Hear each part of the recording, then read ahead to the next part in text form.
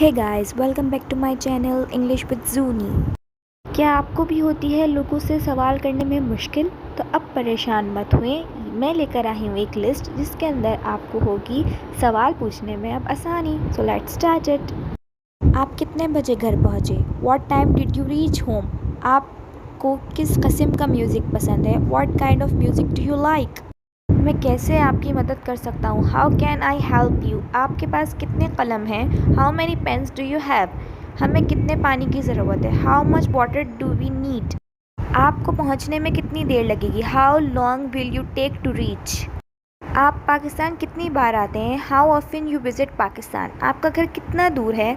How far is your home? ये कितना पुराना है? How old is this? ये कलम किसका है?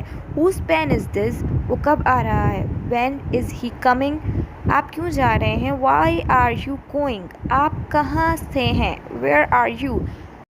आपका बैग कौन सा है? Which is your bag? दरवाजे पर कौन है? Who is at the door? ये थे कुछ सवालात जिनसे आपको लोगों में सवाल करने में होगी आसानी। Thanks for watching. Please like and share.